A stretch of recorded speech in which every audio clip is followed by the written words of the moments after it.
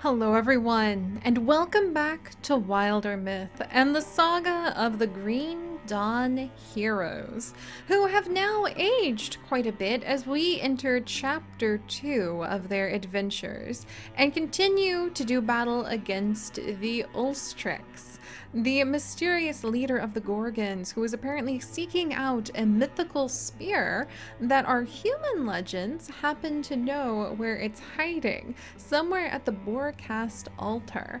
And I am so excited to have another chapter to explore our procedurally generated world and to be able to do battle against the Gorgons, to use our special skills and powers, and to add to our party. We can recruit a new member, you guys.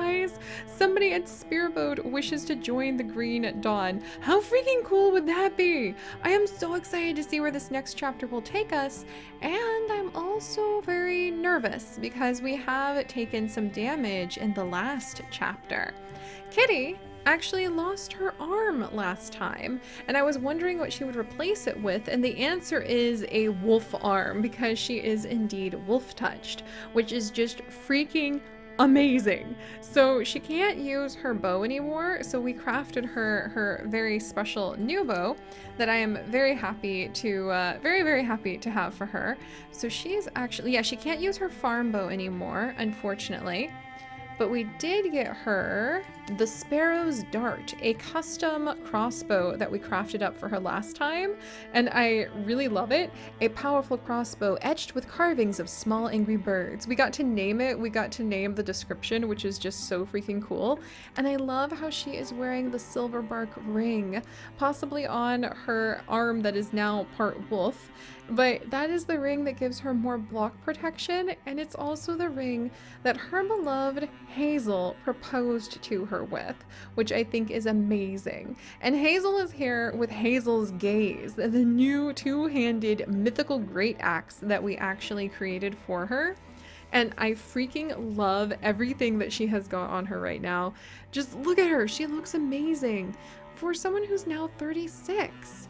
So actually, one of the things that I wasn't quite expecting, but am a little pleased to see, are that our characters have actually aged over the years of peace. Hazel is now 36, she and Kitty are married. Even Red, who was the young one to join our group, is now 32. He has fallen in love with a shepherdess and perhaps even has a son or daughter of his own back at their humble little adobe, surrounded by peacefully bleating sheep who have been bleating, not bleeding, like bah, bleeding. Don't worry, we're not hurting the sheep. Red loves them. But he is still here with his Gorgon mask that has been growing over the years. I think we need to take care to try to keep him alive and with us for the battle against the Ulstrix. I don't know if that's going to give us the edge, or if perhaps he could be used against us. But Red has an important legacy that he needs to face, with being able to come to terms with the way that the Gorgon touching him and possessing his mind changed the course of his life forever. So for his own sake, he does need to be involved in taking out the Ulstrix. And I love how we were able to craft him an offhand item, the Flames of Red, a torch. A torch that we were able to name ourselves. He can use it to light debris on fire, which is so perfect for him. And it says, after years of apprenticeship under the watchful and fiery gaze of Lindia Mossbrew, Red has learned to control fire himself, with a little help. And I think we're actually going to go ahead and change his name from Red Fangsail to Red Sheepside, Red Shepherd Hills, Red Shepherd Hill, which is just the most traditional name you could get. But I'm gonna say that he married that shepherdess and just took her last name, and he never expected to become Red Shepherd Hill, which is so boring and plain and normal. Every single village has a Shepherd Hill shepherd, that he always thought he'd grow up to gain like Red the Slayer, Red the Firebringer, Red the Volcano as his name. And instead he ended up putting love first and having his last name become Shepherd Hill. So I love that about him, and he is now 32. Lindia is 37, but she actually has, I don't think it mentions it anywhere, Yeah, her retirement age is 75? Oh, that's so cool. I didn't realize you can check where their retirement ages are. Hazel's actually getting old and like it's really wearing her down. I think because maybe her she's early middle age now, so she's actually starting to slow down a little bit. They all are. All right, well, with that in mind, let's actually have the group travel down here and let's go recruit ourselves in softer light. Hazel seeks to bury an old friend? What? Of course we're gonna take that opportunity, but we need to bring in a younger group, so we're definitely going to go and recruit someone new, but it seems like we just got a side quest, you guys. I'm so excited. One of the stories Althar used to tell described a place he went as a kid. Old Althar with his endless yarns. Kitty's voice used to be a lot softer, but then she became a wolf, just for the record. Said it was his chapel, a wild place always tossed in peace, in pleasant breeze and odor. I don't know if I would describe something that I liked smelling as an odor, to be, like, honest. And a little green spring full of bathing waterlings, I imagine. Waterlings. I don't expect to find the pristine, weather-blessed garden that his stories painted. You know how old Althar was, capable of believing anything. But we owe it to him to make the journey. Or I do. So Hazel wants to bury an old friend. It sounds like he was an elder of some kind. For the many ways he helped me. Oh, Hazel. Maybe he was an old man who lived in the woods, since, you know, Hazel's parents, her mother was a very powerful herbalist who helped to save many, and I'm sure she knew many people who lived in the woods and could help her find the rare ingredients growing out there. So it makes sense that Hazel might know an old man who wandered around the forest and said he stumbled on these little places. You have the... His ashes are in an urn. It's in my pack. Never knew how much the old guy meant to you. I liked him though. His treasure hunter stories. Okay, so the next morning... hold on, we have to go back. I left the urn. Good weather to make it time? Oh, do we need to drag our feet? Choose Kitty or Hazel? You left the urn? Good weather to make good time. I think that they're doing okay. Let's carry on. Alright. And Lindia can come with us? I mean, that's fitting. I'm not exactly... Oh! Oh! So we're going up to Mag Waterworks. Some of us are. And then Red is actually going to go recruit someone new. What? This is so interesting. Okay, Red. I mean, I guess. Let's go. He'll go ahead and start, like, working on recruiting someone while the others... The story continues. Their quest to inter the ashes of a friend and elder goes mostly unhindered until they reach the woods. Hazel, do you see that form? The river curls blue like a coil of hair down the coal-colored cheek of the mountain. Ancient pilgrims wander its winding course. The trees. Jeez, Hazel! Oh, that is true because she's a poetic loner, or a poetic romantic. So she's writing a poem kind of as she speaks. I wonder if Kitty has just heard years and years and years of this by now. Hazel gazing out at life and reciting poetry on the spot. That is so amazing. You really like it out here. I'm just remembering how old Arthur used to tell it. Maybe he actually is the one who started teaching poems to Hazel. I love it. Those are his words. This looks like the place. They descended into woods that grew more thickly than expected. A symphony of echoing birdsong greets them and never ceases. His words or not, it sounds like they stuck with you. Sure. The thing is, I never had much use for people.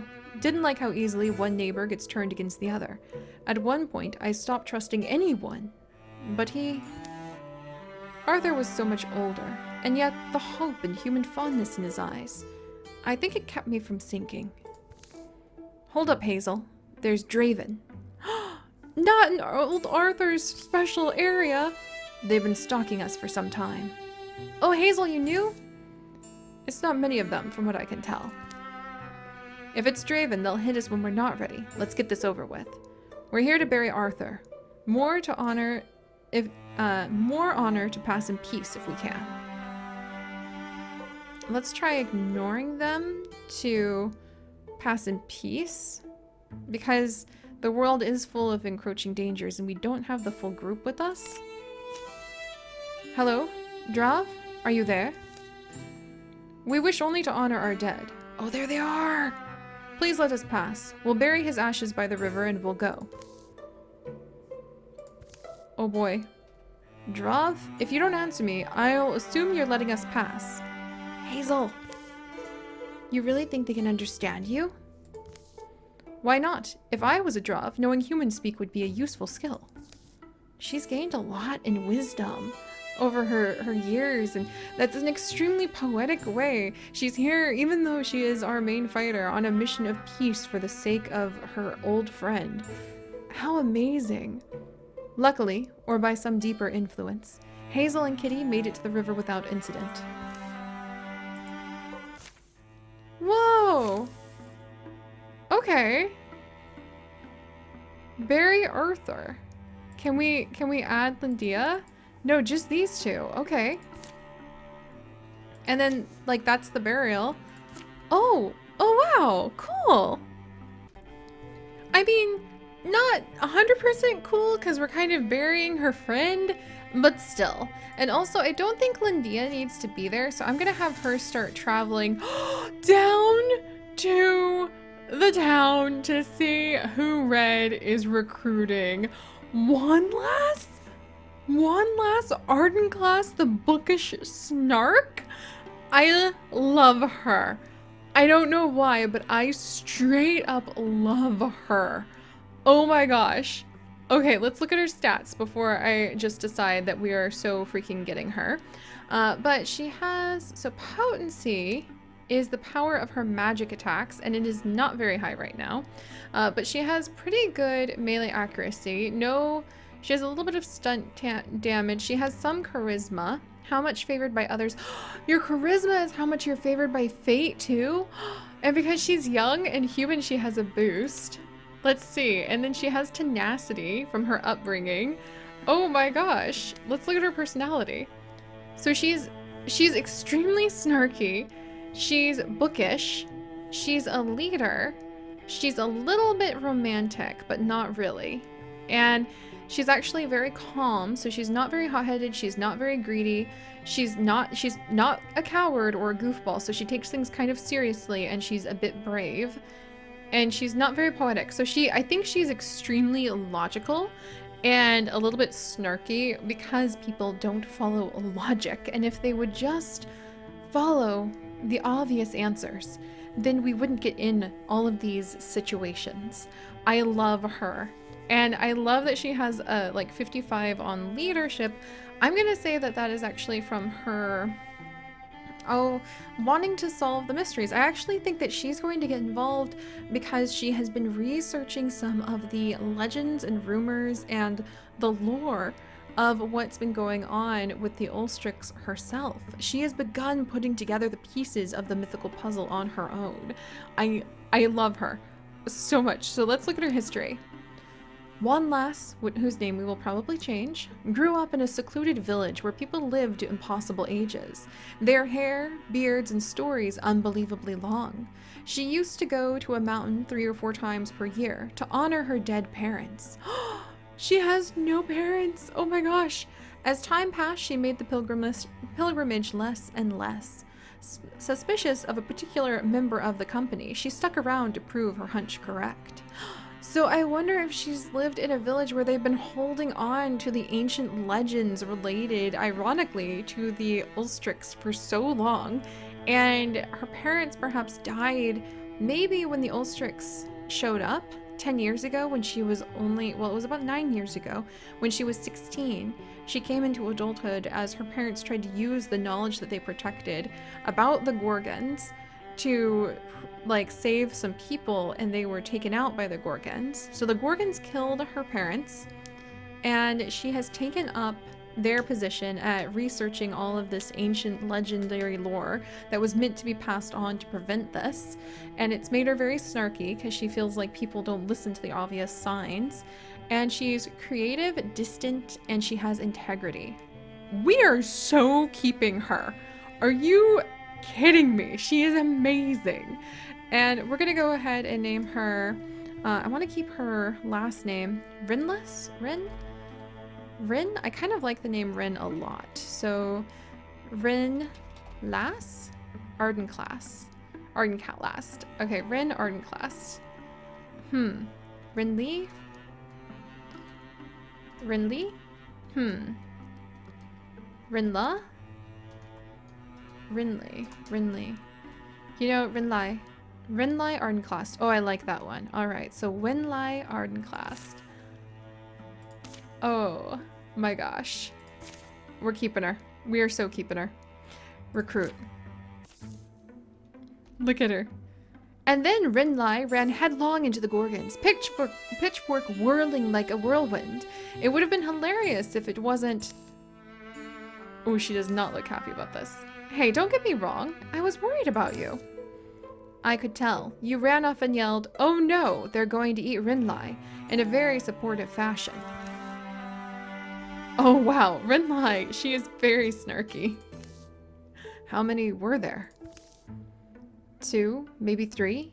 Oh, and I bet Red actually scares many of the people in the village, but Rinlai is not scared because she has grown up knowing what Gorgon damage looks like, and he is clearly one who has been hurt by the Gorgons, and she is sympathetic to that. So more like 6 or 7, counting the ones you couldn't see. Don't get me wrong either. I admire your courage. But you know what they say, you can't flake a Draven with one mystic. Is that what they say? It's one of those inconvenient truths. Well then, I can pack up and join you as soon as tomorrow. Just like that? Great, I like your style. What's your specialty? Oh, so cool! Alright, so we already have 2 mystics. I think I want another hunter. Because Kitty's hunting abilities have really helped us out, and I feel like growing up in the mountains and learning to be stealthy and kind of secretive, we're gonna train Rinlai as another hunter. Let's do this. Look at her! This is so perfect! This is so perfect! Willing to fight! Oh my gosh, this is so exciting. So Red can actually train her. And, oh, Kitty has to train her! Okay, so if that's the case, now we actually need to wait a little bit. But Red, let's actually have him go ahead. And we're gonna have him scout Lint down while we wait, because that's 11 days travel time. Oh, and here we go. The last of the burial. Close to the riverbank, they spill Othar's ashes in a pit they've dug, and lined with smooth stones. Refilling it with earth, they slide a stone marker into the spot they chose, and stand in greenish shadows and slanting light. Arthur's? Oh, you remember any of his old stories? Arthur's? Yes. Wow. So, will you share one? Nope. Arthur was right though. This place, it's a softer light to see your life by. We start to think our own troubles are so important, but there are amazing riverbanks, birdsong, beautiful places, things, people and creatures too. Sounds like we made a good journey. Aww, and they got to be able to go together to do that. Thanks for making it with me. Oh, what a special side story they got. And she's now a Bronze Horn warrior. Hazel came back from her journey more able and ready for the challenges that lay ahead, so she was able to find some peace for the upcoming battles from that. That is so cool.